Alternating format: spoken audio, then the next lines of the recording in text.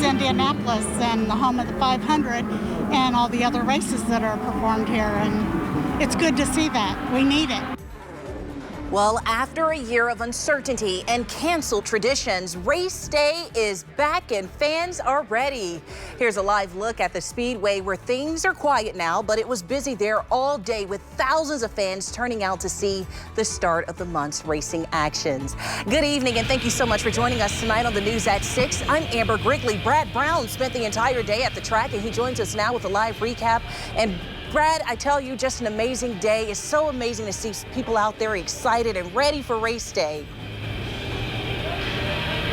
Amber, it was neat to drive in here in the middle part of the day and just feel the energy of a crowd walking through Pagoda Plaza and in and out of the tunnels here and in the stands. They were enjoying the Indy Lights races and the USF 2000 undercard races earlier.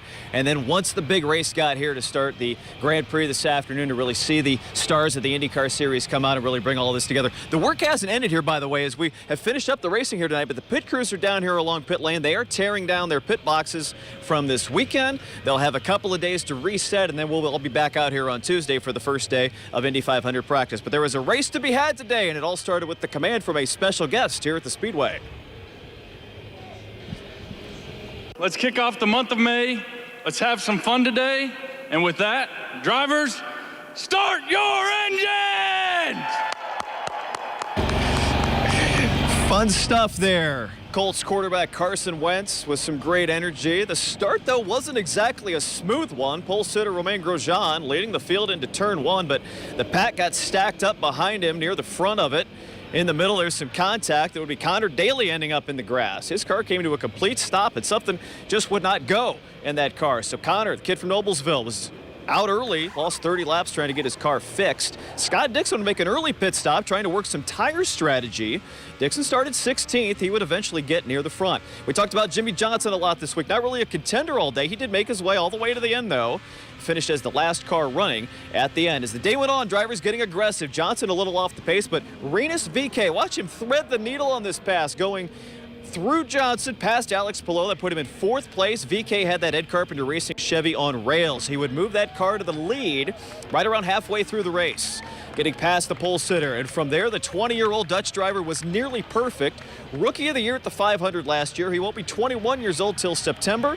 Today, he wins at Indy. His parents here from the Netherlands looking on from the pit box, and the very first victory in VeeKay's young IndyCar career. A huge win for the entire Ed Carpenter Racing team. Let's get a look at the top 10 finishers from today's race. VeeKay at the top. Grosjean, the pole sitter, finished about 3 seconds behind him when it was all done. Alex Palou, the young Spaniard, continues to have a great season. Joseph Newgarden in the top 4 right there as well. Graham Rahal ends up 5th. You see Scott McLaughlin, another one of the rookies, finishing in 8th. We showed you Dixon. He ends up in 9th. But let's hear from the top 2. Couple of newcomers here when it comes to Victory Circle, and one that comes to Indy. Awesome. Yeah, just screaming. I was so happy. I was crying in the car.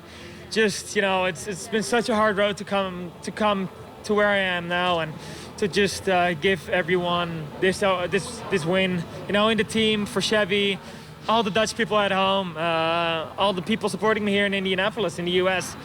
It's amazing. I'm extremely happy. P2 is an amazing result. The team has been doing really good.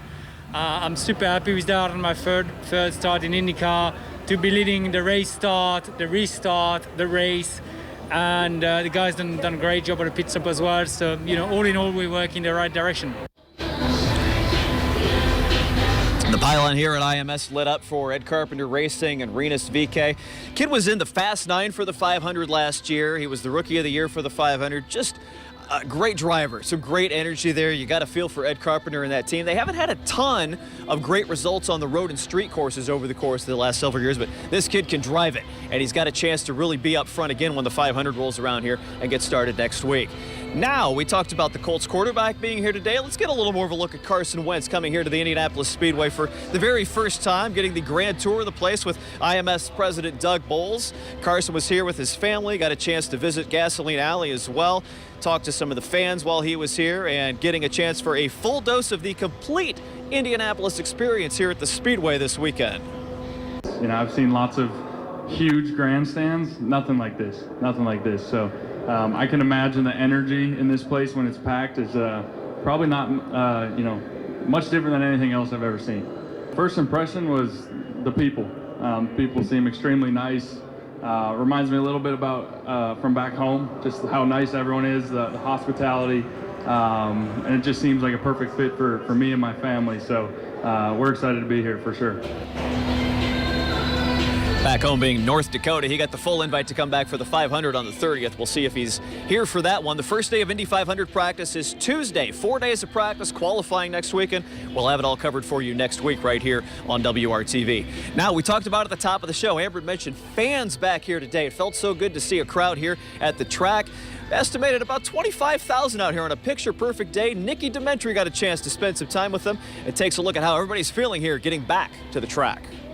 The sun is shining. There's not too many clouds in the sky. It's the perfect weather day on this Saturday for the Grand Prix. And as folks come here through Gate 1 at IMS, they are going to be noticing some different things, the COVID-19 safety measures.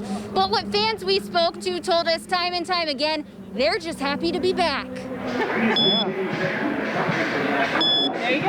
IndyCar fans took over the town of Speedway Saturday for the GMR Grand Prix. While some things felt the same at IMS for fans, other aspects of race day were different. Pandemic necessities, a mask, social distancing, and hand washing all were required. Temperature checks, though, were not taken Saturday, but COVID-19 vaccines were available to race fans like David Hurst. It was his first Grand Prix. It was actually my dad who kind of wanted me to get it, so I thought it'd be a good time to do it with him here. Another health measure taken Saturday. Every concession stand and merchandise shop at the track went cashless. It's long overdue. I mean, these guys, they don't like racing in empty, arenas or stadiums or tracks anywhere. So this should have been done a long time ago, but at least it's getting back to where, close to where it used to be.